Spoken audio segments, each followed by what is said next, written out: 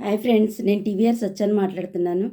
నేను చెప్తున్న శ్రీ రామకృష్ణ పరమహంస జీవిత చరిత్రలో చెప్పడంలో కానీ, రాత్రుల్లో కానీ ఏమైనా మిస్టేక్స్ ఉంటే దయచేసి నన్ను క్షమించండి. మరొకసారి అందరికీ సంక్రాంతి శుభాకాంక్షలండి. ఈరోజు నేను శ్రీ రామకృష్ణ పరమహంస జీవిత చరిత్రలో పార్ట్ 26లో శిష్య భక్త కోటి శిష్య శిక్షణలో పార్ట్ 2 చెప్తున్నానండి.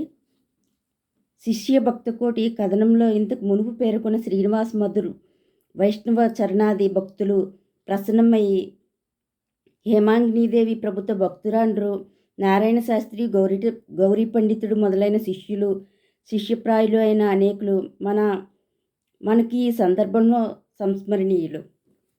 స్వయంగా శాస్త్ర పండితులు కానప్పటికీ శ్రీరామకృష్ణుల శాస్త్ర తత్వజ్ఞానం శిష్యులను ఆశ్చర్యపరిచేది.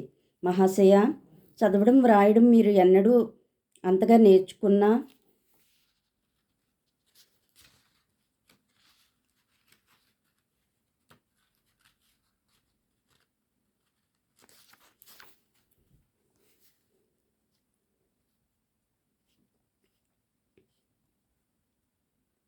మహాశయ, చదవడం వ్రాయడం మీరు ఎన్నడూ అంతగా నేర్వకున్నా ఇవన్నీ ఎక్కడ గ్రహించారు అని చనువుతో కొందరు శిష్యులు అడిగినప్పుడు ఆయన చిరునవ్వుతో ఇలా జవాబు ఇచ్చేవారు.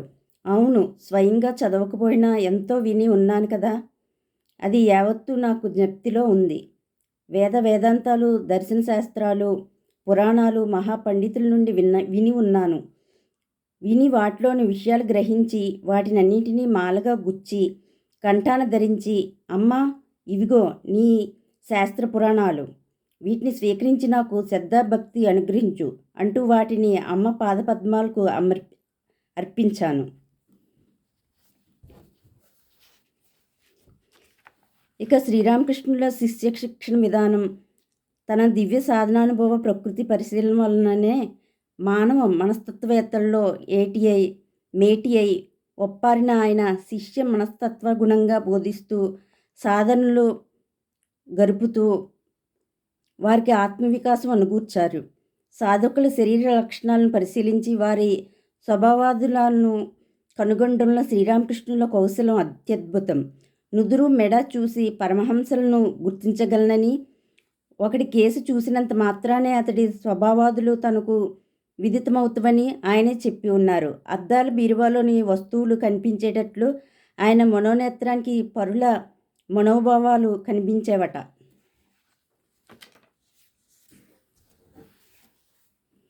శ్రీరామకృష్ణుల బోధన నవరసభరితం.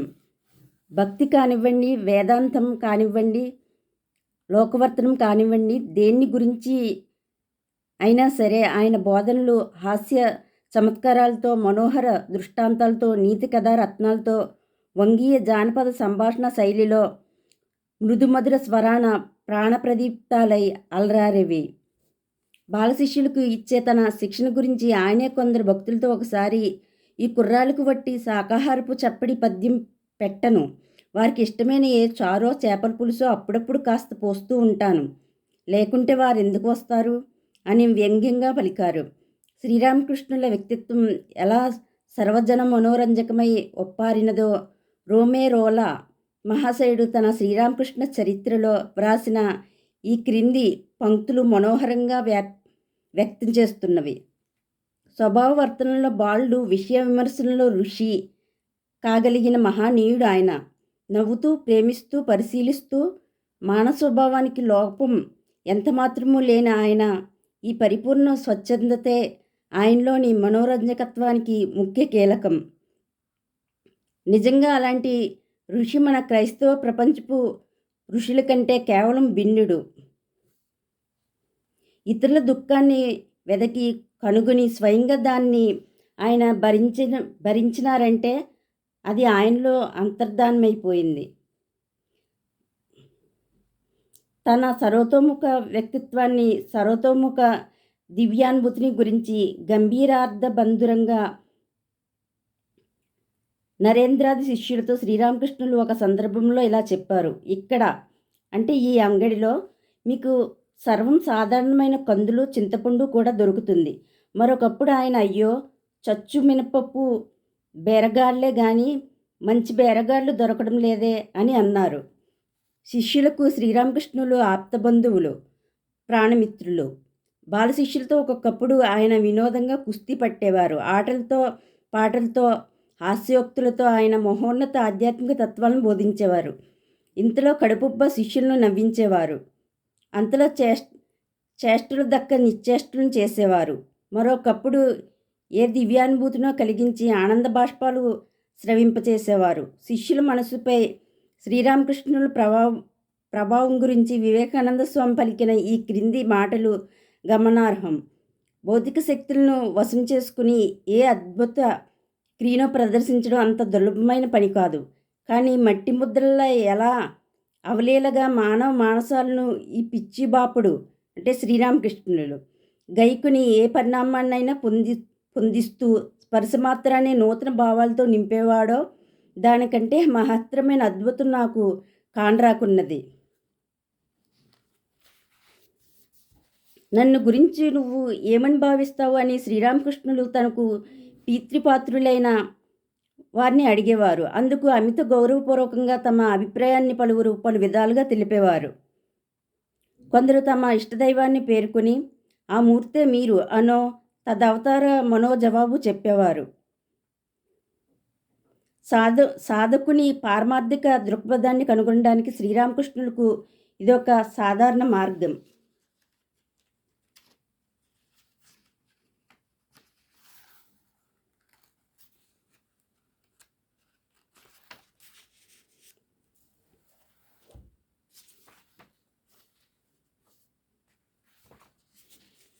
శిష్యులను పరస్పరం చర్చించుకోమని ఆయన ప్రోత్సహించేవారు.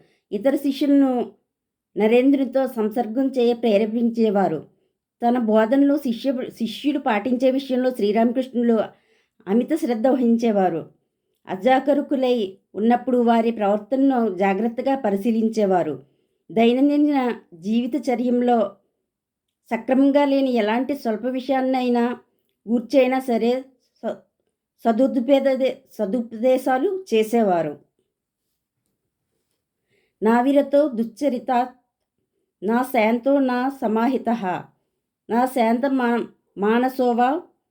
మానసోవాపి ప్రజ్ఞనే నైవ మాప్నియాత్. ఎవడు దుర్మార్గాలు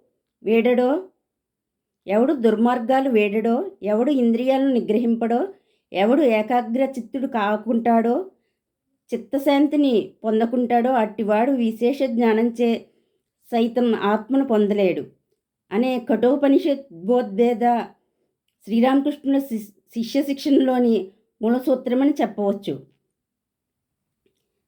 త్రికరణ శుద్ధి పరమార్థ ప్రాప్తికి తొలిమెట్టు. ఇదే ఆయన ముఖ్యోద్దేశం. ఆయన ఇలా ఒక్కాణించేవారు. హృదయం శుద్ధమైతేనే కానీ భగవంతుడు ఉన్నాడనే విశ్వాసం కూడా కలగదు. శుద్ధ మనసు, శుద్ధ బుద్ధి, శుద్ధాత్మ ఈ మూడు ఒక్కటే. ఎవడైనా ఉదార హృదయుడు, నిష్కపట చిత్తుడు అయి ఉంటే అది మహా తపః ఫలమని భావించాలి. నిష్కపటి అయితేనే కానీ నరుడు నారాయణుని గాంచలేడు. తనకు అత్యంత ప్రీతిపాత్రుడైన రాఖాల్ ఒకరోజు తన వద్దకు వచ్చినప్పుడు శ్రీరామకృష్ణులు ఇలా అన్నారు.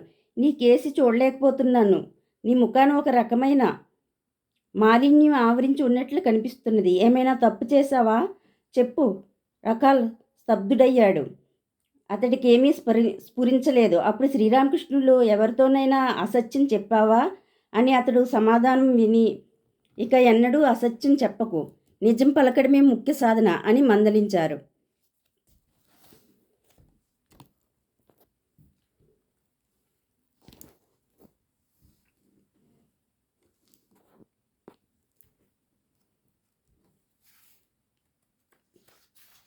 సత్యనిష్టను గురించి శ్రీరామకృష్ణులు ఇలా బోధించేవారు. కలియుగంలో సత్యనిష్టే తపస్సు, సత్యవ్రతమే ముఖ్యమైన వ్రతం. సదా సత్యసంధుడై ఉన్నవాడు సత్యస్వరూపుడైన భగవాన్ని సత్యనారాయణ్ణి గాంచగలుగుతాడు. కేలుమోడ్చి అమ్మను ఇలా ప్రార్థించాను. అమ్మ, ఇదిగో నీ జ్ఞానం, ఇదిగో నీ అజ్ఞానం, రెండింటినీ గైకొని నీ పట్ల నిర్మల భక్తిని నాకు అనుగ్రహించు. ఇదిగో నీ శౌచం, ఇదిగో నీ అశౌచం, రెండింటినీ పుచ్చుకొని నీ యందు నాకు విశుద్ధ భక్తిని ప్రసాదించు. ఇదిగో నీ శుభం, ఇదిగో నీ అశుభం రెండింటినీ గ్రహించి నీ పాదపద్మాల పట్ల వినిర్మల భక్తిని ప్రసాదించు. కానీ నేను ఇదిగో నీ సత్యం, ఇదిగో నీ అసత్యం రెండింటినీ స్వీకరించు అని మాత్రం చెప్పలేకపోయాను. శ్రీరామకృష్ణుల సత్యనిష్ట శ్రీరామ సత్యహరిశ్చంద్రాదులను తలపుకు తెస్తుంది. అత్యంత విషమ పరిస్థితుల్లో సైతం ఆయన సత్యవ్రతాన్ని పాటించడం అటుంచి ఫలానా రోజు ఫలానా చోటుకు వస్తానని వాగ్దానం కానీ, ఒకరి నుంచి ఒక వస్తువును గైకొంటాననే మాటను కానీ ఎన్నడూ జవదాటి ఎరగరు. ఒకవేళ తన వాగ్దానం మాట మరిచినా తద్వ్యతిరిక్తంగా వర్తింప ఆయన మనశ్శరీరాలే సత్యనిష్టా పరిపూరితాలైన ఆ మనశ్శరీరాలే నిరాకరించి విషయాన్ని జ్ఞప్తికి తెచ్చేవి. దివ్య జీవితానికి ఇలాంటి సముజ్వల జీవన నిదర్శనం కట్టెదుట ఉండటం కంటే సాధకునికి కావలసిన మహత్తర శిక్షణ మరేముంటుంది? ఇదే కదా ప్రాచీన ఆర్యగురువుల వాసంలోని ప్రధాన ఉద్దేశం. రకాల పట్ల శ్రీరామకృష్ణుల అసాధారణ వాత్సల్యం గురించి 1-2 ముఖ్య విషయాలను తెలపవలసి ఉన్నది. అమ్మా, సదా నాకు ఒకడు తోడు నీడగా ఉండకోరుతున్నాను. నిర్మల హృదయుడు, సదా నీ పాదపద్మాలచే నమ్ముకుని ఉన్నవాడు అయిన ఒక బాలుని తెచ్చివ్వు అని శ్రీరామకృష్ణులు దేవుని ప్రార్థించి ఉన్నారు. కొన్నాళ్ళు గడిచాక ఒక దివ్య దర్శనంలో దేవి ఒక బాలుని ఆయన ఒళ్ళో ఉంచి, ఇదిగో నీ పుత్రుడు అంది. శ్రీరామకృష్ణులు ఉక్కిపడి, నాకేమిటి, కుమారుడేమిటి అని ఆశ్చర్యచకితులై దేవిని అడగ్గా ఆమె నీ మానసపుత్రుడు, ఆధ్యాత్మిక పుత్రుడు అని ఊరడించింది. మరో దివ్య దర్శనంలో గంగాజలం మీద పూర్ణ వికసిత శతపత్ర కమలం మధ్య తాను తన చెలికాడైన మరొక బాలునితో మనోహర నృత్యం చేస్తున్నట్లు కనిపించిన బాలుడు ఇతడే అని ఆయన గుర్తించారు. ఈ విధంగా తనకు కాళీవర ప్రసాదలబ్ధ మానసపుత్రుడైన రకాలను ఆయన ప్రేమించి లాలించి పాలిస్తూ అనన్య సామాన్యమైన చనువుతో భుజాలపై ఎక్కించుకునేవారంటే రకాల ఆయనకు ఎంతటి ప్రీతిపాత్రుడై ఒప్పారాడో తెలుసుకోవచ్చు. ఆగర్భ శ్రీమంతుడైన రకాల్ బాల్యంలోనే వివాహితుడైనప్పటికీ కాలక్రమంలో ఒక బిడ్డకు తండ్రి అయినప్పటికీ శ్రీరామకృష్ణుల చెంత నుండి సేవిస్తూ అచిరకాలంలోనే సాంసారిక చింతన నతిక్రమించి సమాధ్యన అనుభవం పొందాడు. బాలశిష్య బృందంలో నరేంద్రుని కంటే కొన్ని నెలలు ముందుగా రకాల్ శ్రీరామకృష్ణులను ఆశ్రయించాడు. సమవయస్కులు, ఇదివరకే సహాధ్యాయులు, మిత్రులు అయిన నరేంద్ర రకాల్లో సోదర శిష్యులు యావజ్జీవితం ప్రాణమిత్రులు అయ్యి శ్రీరామకృష్ణ సంస్థకు వరుసగా స్థాపకులు, వ్యాపకులై వివేకానంద, బ్రహ్మానంద నామాల జగద్విఖ్యాతులై వెలిశారు. తన ఆంతరంగిక శిష్యవర్గానికి చెందిన కాళీప్రసాద్ చంద్ర గాలం వేసి చేపలు పడుతున్నాడని శ్రీరామకృష్ణులు విన్నారు. అలాంటి క్రూరత్వానికి ఎందుకు ఒడిగడుతున్నావని ఆయన అడగ్గా అతడు సమస్త జీవులు మరణరహితాత్మ స్వరూపులే కనుక నిజానికి తాను చేపలను చంపినవాడును కానని, తన కార్యం దోషరహితమని అతడు జవాబు చెప్పాడు. అప్పుడు శ్రీరామకృష్ణులు అతడికి ఇలా బోధించారు, నాయనా, నువ్వు పొరబడుతున్నావు. ఆత్మానుభూతి పొందినవాడు ఎన్నడూ పరులను హింసించలేడు. అది అతడి స్వభావానికే విరుద్ధం. అలాంటి వాడు తప్పటడుగు వెయ్యలేడు. అతడి బుద్ధి ఎన్నడూ తప్పుదోవ వెళ్ళదు. దీన్ని గురించి బాగా యోచించు. గురుదేవుల వాక్కుల గురించి 3 రోజులు పర్యాలోచించి కాళీప్రసాద్ అవి యథార్థమని గ్రహించాడు. ధర్మతత్వం అతి సూక్ష్మం. వ్యక్తుల మనోవికాస స్థితిగతులను అనుసరించి ధర్మం ఉపదేశిస్తూ శ్రీరామకృష్ణుని వారిని పురోగమింపచేసేవారు. బలరాం బోసు అనే గృహస్థ శిష్యుడు దోమల బాధచే తన ధ్యానం సాగకపోవడం చూసి వాటిని చంపవచ్చునా కూడదా అనే ధర్మ సందేహంచే మరింత బాధను అనుభవించి తన నివారణార్థం శ్రీరామకృష్ణుల వద్దకు వచ్చాడు. విచిత్రం, ఆయన తన తలగన్నున్న నల్లులను తీసి ఒకటొకటిగా చంపుతూ ఇలా పలికారు, ఈ తలగన్ను ఎన్నో నల్లులు పట్టాయి. ఇవి కుట్టి చిత్త విక్షేపం కలిగిస్తాయి. అందుచేత వీటిని చంపుతున్నాను. జనమనసంవేది అయిన శ్రీరామకృష్ణుల శిష్యుల సంశయాలను యథోచిత్తంగా నివారిస్తుంటారు.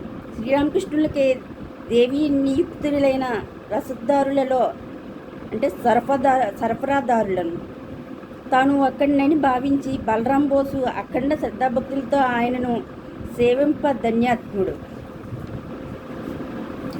బాలశిష్యుడైన యోగీంద్రుడు జోగిన్ అంత మెత్తని మనస్కుడు. శ్రీరామకృష్ణుడు ఒకరోజు అతన్ని తన దుస్తుల్లోకి ఎక్కి ఉన్న భరిణె పురుగును చంపిరమ్మని చెప్పగా అతడు దాన్ని వదిలిపెట్టి వచ్చాడు. అప్పుడు శ్రీరామకృష్ణుడు దాన్ని చంపమని చెప్పినా వదిలిపెట్టి వచ్చావు. నా మాటలు నువ్వు అక్షరాలా నెరవేర్చాలి, లేకుంటే ఇంతకంటే ముఖ్యమైన విషయాల్లో పశ్చాత్తాపడవలసి ఉంటుంది అని మందలించారు.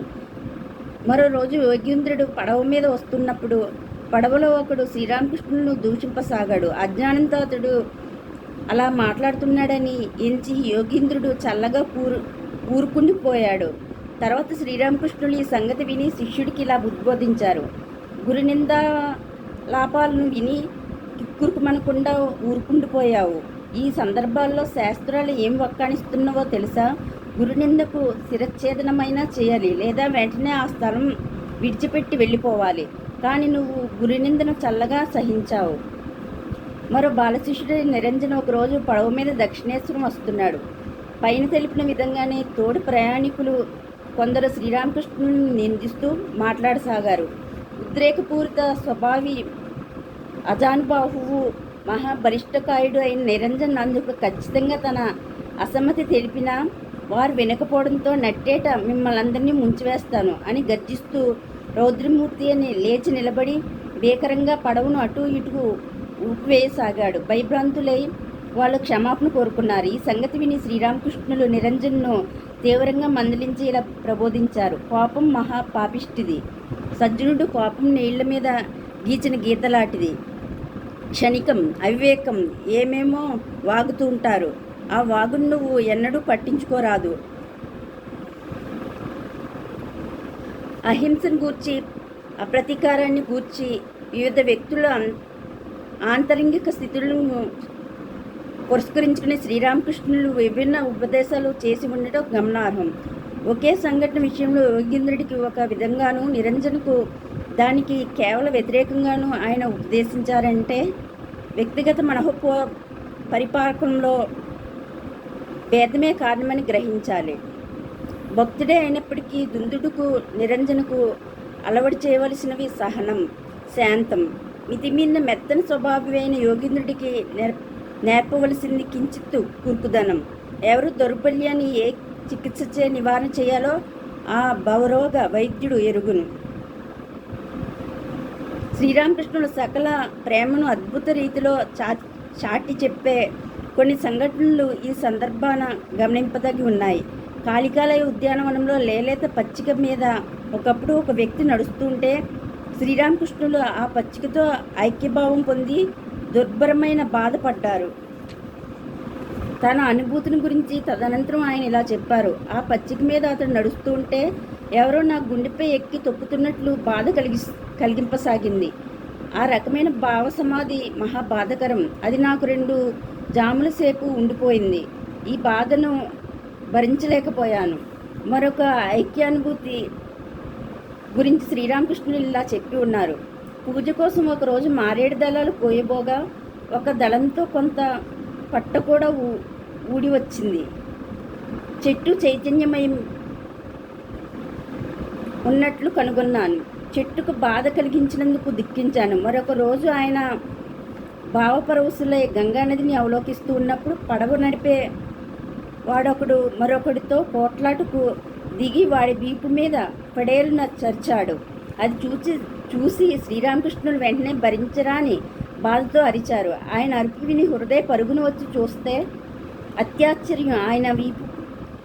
ఆయన వీపు ఎర్రబారి తట్టుతేరి వాచి ఉంది. శ్రీరామకృష్ణుల సర్వ జీవైక్యభావం, అద్వైత భావం ఎలాంటితో పరికించండి.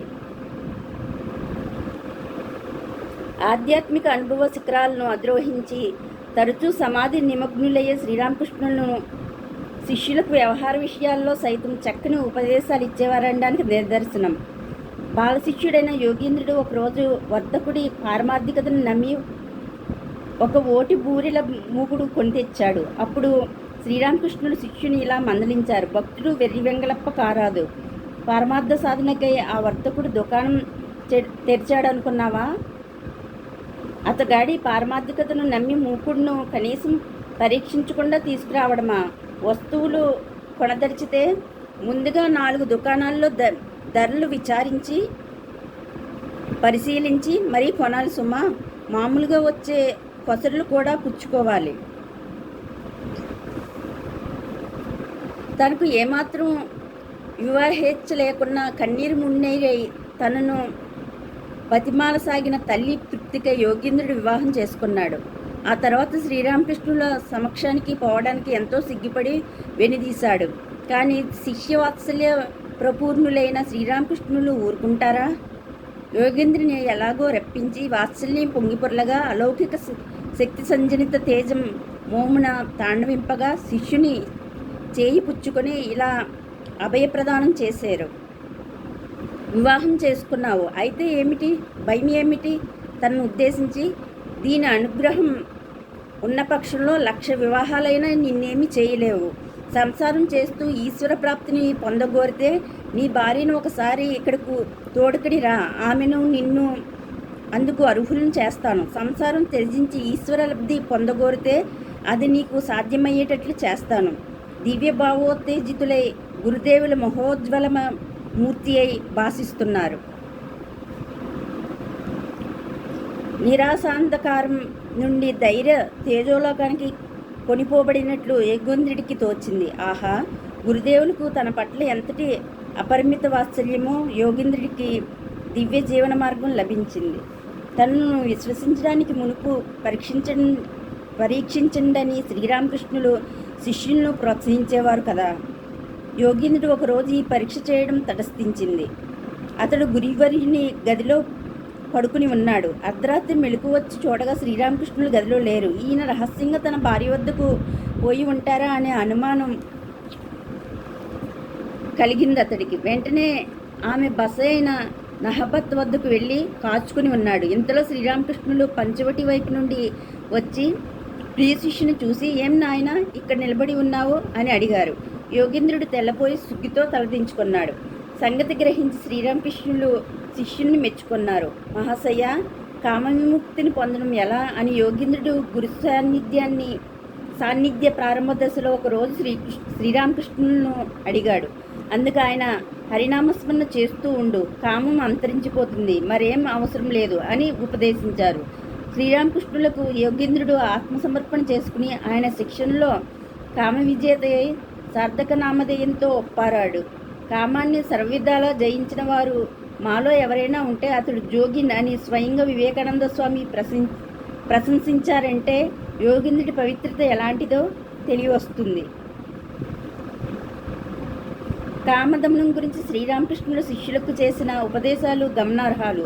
హరి అనే ప్రియ శిష్యుడికి బాల్యం నుంచి స్త్రీలంటే అసహ్యం. చిన్నపిల్లలను కూడా దగ్గరకు రానివ్వడు. అబ్బా, స్త్రీలను నేను సహించలేను అని అతడు ఒకరోజు గురుదేవులతో అన్నాడు. వెంటనే ఆయన మందలిస్తూ ఇలా ఉద్బోధించారు.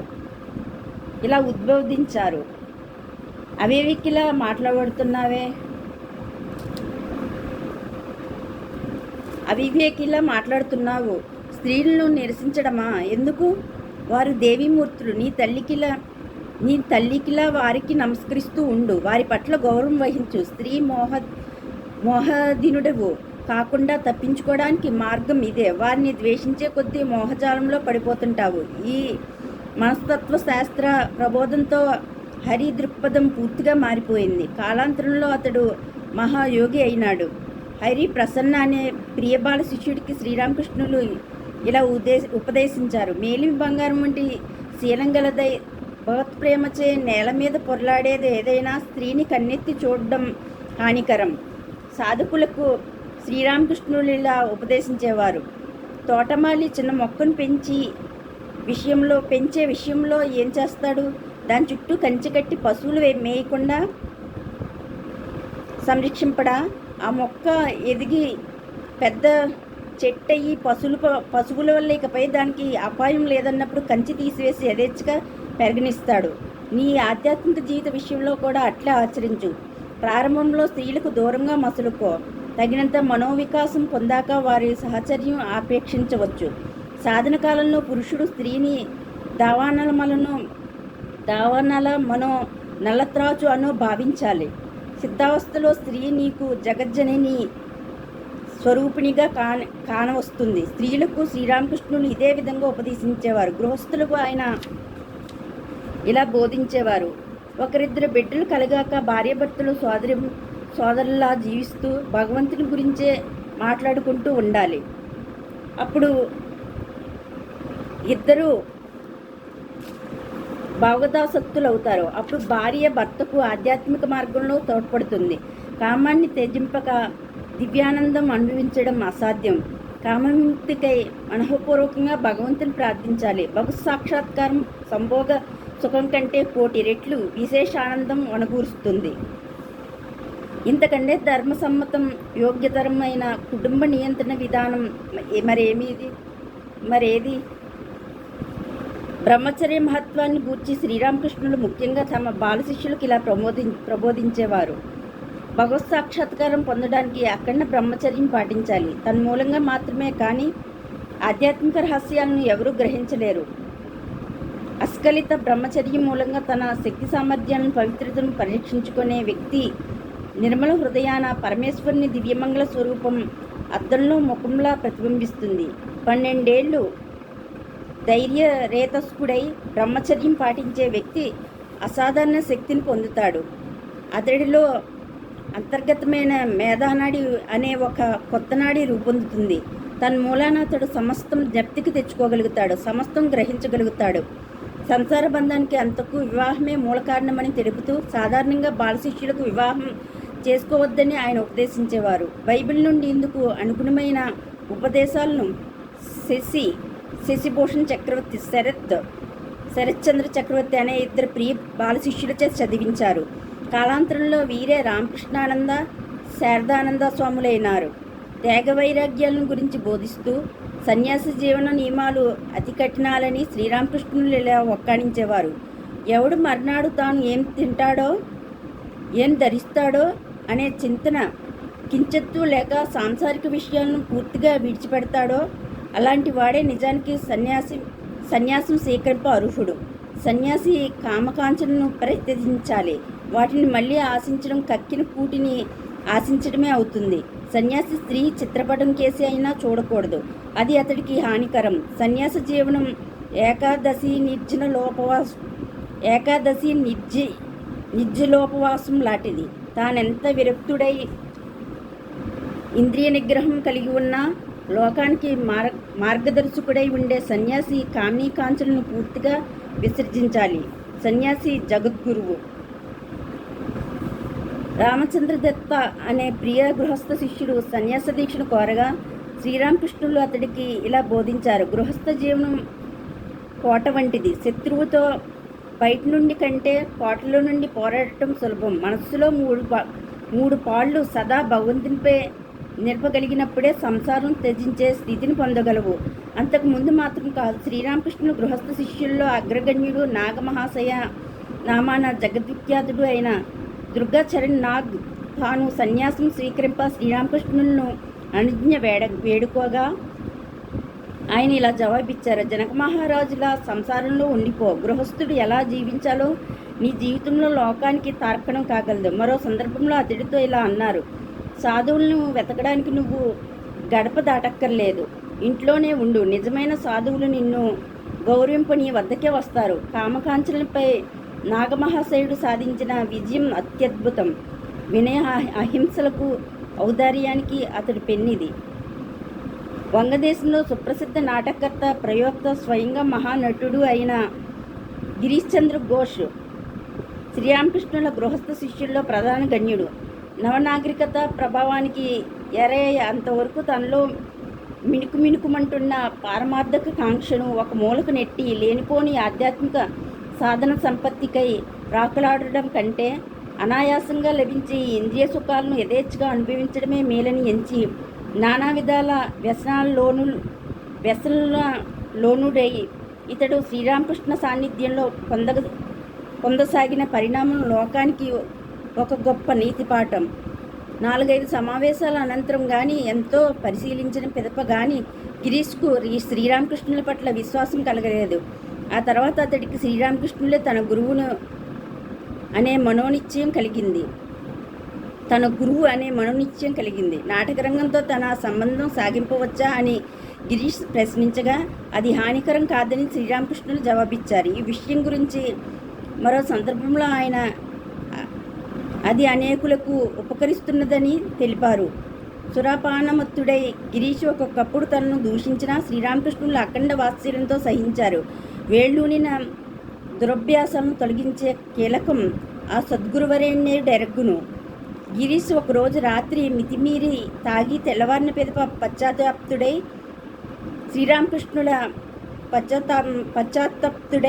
శ్రీరామకృష్ణుల సన్నిధికి వచ్చి పాదాక్రాంతుడై విలపించసాగాడు. ఈలోపు శ్రీరామకృష్ణులు బండిలో గిరీష్ మరిచి వచ్చిన సారాసీసను, చెప్పులను, రుమాలను ఒక శిష్యునిచే తెప్పించి ఉంచారు. భావోద్రేకం కాస్త శాంతించిన తర్వాత మళ్ళీ సారాపై వాంఛ రేకెత్తగా దానికే వెతుకులాడసాగిన గిరీష్కు శ్రీరామకృష్ణులు సారాసీసా చూపారు. గిరీష్ అందరి ముందు తాగి పిదప తన చర్యకు ఎంతో సిగ్గుపడ్డాడు. అప్పుడు శ్రీరామకృష్ణులు శాంతంగా ఇలా అన్నారు: సరేలే, తృప్తి తీరా అనుభవించు, అట్టే కాలం ఉండదులే. ఈ సంఘటన తర్వాత ఎన్నడో గాని గిరీష్ సారా పుచ్చుకునేవాడు కాడు. దురభ్యాసాలను మాన్పించే శ్రీరామకృష్ణుల పద్ధతులు గమనార్హాలు. అవి ఆధునిక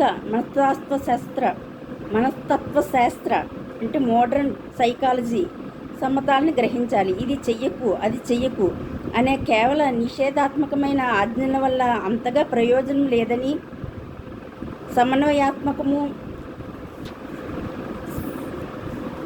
శీల నిర్మాత్మకము, మనస్తత్వ గుణము అయిన బోధలే ఫలవంతమవుతాయని ఆయన ఎరుగును. ఓకే ఫ్రెండ్స్, ఈ రామకృష్ణ పరమహంస జీవిత చరిత్రలో శిష్యభక్త కోటి శిష్య శిక్షణలో పార్ట్ 2 అయింది. నెక్స్ట్ పార్ట్ 3 చెప్తాను. ఓకే ఫ్రెండ్స్, ఇంతటితో ఈరోజు రేపు చెప్తాను. పార్ట్ 3 రేపు చెప్తాను friends. Okay friends, thank you. మీకు నేను చెప్పింది దాంట్లో ఏమన్నా తప్పులు కానీ ఏమన్నా ఉంటే దయచేసి నన్ను క్షమించండి. నేను కెమెరా ముందుకి వచ్చి డైరెక్ట్గా చెప్పడం ఇదే ఫస్ట్ టైము. అంటే మొన్న ఒకసారి మామూలుగా వచ్చి చెప్పాను, శుభాకాంక్షలు చెప్పాను. ఇదే ఇంత లాంగ్ టైం చెప్పడం ఇదే ఫస్ట్ టైము. నేను ఏమన్నా సరిగ్గా తప్పులు చెప్పుంటే దయచేసి నన్ను క్షమించండి. మీ అందరికీ మరోసారి నేను క్షమించమని అడుగుతున్నాను ఏమన్నా తప్పులుంటే. నేను చెప్పిన ఈ రామకృష్ణ పరమహంస జీవిత చరిత్ర మీకు నచ్చినట్లయితే లైక్ చేయండి, షేర్ చేయండి, సబ్స్క్రైబ్ చేయండి. లైక్ చేయండి, షేర్ చేయండి, సబ్స్క్రైబ్ చేయండి. Okay, thank you. Bye friends.